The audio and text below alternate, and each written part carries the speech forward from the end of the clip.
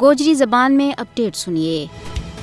بھارت کشمیر میں جاری آزادی کی مقدس اور ہمگیر تحریک نہ ختم کرنا ناکامی تو بعد اپنی خفت مٹان واسطے تحریک آزادی کشمیر اور پاکستان نہ اپنا مکروہ پروپگنڈا کے ذریعے بدنام کرنے کی جودیاں ماں مصروف ہے۔ یہی وجہ ہے کہ کدے اس نے غیر ملکی دہشت گردی اور کدے کوئی ہور لیبل لا کے عالمی برادری کی اکھیاں میں توڑ کرنے کی ناکام کوشش کی جا رہی ہے۔ مودی کی حکومت کشمیر کے اندر تعلیمی ادارہ اور مذہبی مراکز نہ علاقہ میں ہندوتوا کا اپنا خطرناک ایجنڈا نہ فروغ دینے واسطے استعمال کر رہے ہیں۔ اس کے علاوہ بھارت پاکستان نہ بدنام کرنے واسطے کشمیر کے اندر پاکستان مخالف جذبات نہ بدان واسطے اپنا کٹ پتلیاں نہ اپنا ایجنڈا نہ مضبوط و متحرک کر رہے ہیں تاکہ وہ بھارت کا ہندوتوا کا غلیظ ایجنڈا نہ پاڑ پوچھ سکیں۔ یہ آج کی گال نہیں ہے بلکہ بھارت کی پرانی خصلت ہے کہ اس نے ہمیشہ اپنی ناکامی نہ چھپان واسطے پروپگنڈا کو سہارو لیو۔ بھارت اپنی غلط معلوماتی مہم کے ذریعے کشمیریوں کی مزاحمت نہ جرم بنانے کی کوشش کر رہی ہے۔ یہی وجہ ہے کہ مودی حکومت میڈیا، سائبر ٹیکنالوجی اور دہشت گردی نہ پاکستان اور کشمیریوں کے خلاف ایک ٹول اور ایک ہتھیار کے طور پر استعمال کر رہی ہے۔ بھارت جھوٹا فلیگ آپریشنز اور منفی پروپگنڈا کے ذریعے عوامی تحریک نہ دہشت گردی کا رنگ میں رنگن کی کوشش کر رہی ہے۔ اس سلسلہ میں اس وقت تو پارو بادو ہوئے ہے جب تو بعد کشمیر کی خصوصی حیثیت نہ یک طرفہ فیصلہ کے طور پر ختم کی ہوگی ہو۔